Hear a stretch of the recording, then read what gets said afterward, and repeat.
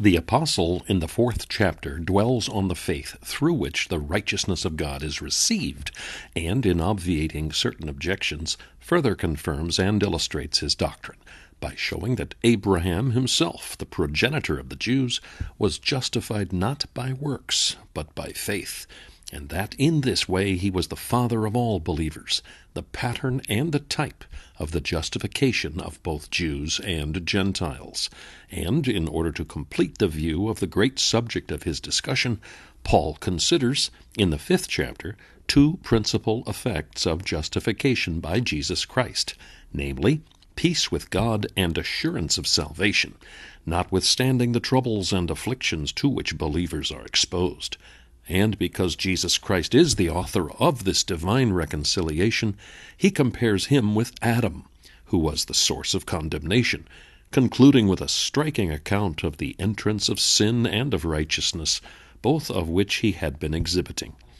He next shows the reason why, between Adam and Jesus Christ, God caused the law of Moses to intervene, by means of which the extent of the evil of sin and the efficiency of the remedy brought in by righteousness were both fully exhibited to the glory of the grace of God.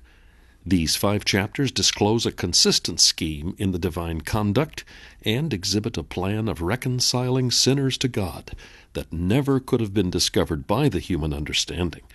It is the perfection of wisdom, yet in all its features it is opposed to the wisdom of this world.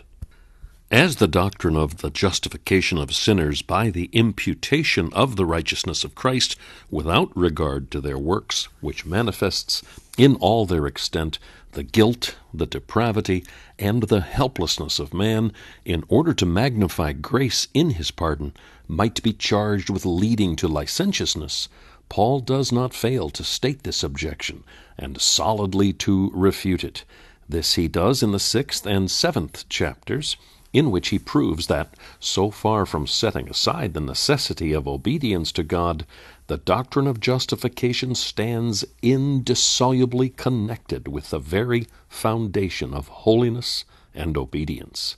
This foundation is union with the Redeemer, through that faith by which the believer is justified.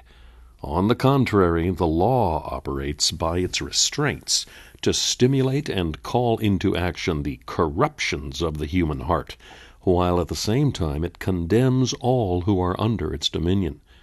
But through their union with Christ, believers are delivered from the law, and being under grace, which produces love, they are enabled to bring forth fruit acceptable to God. The law, however, is in itself holy and just and good.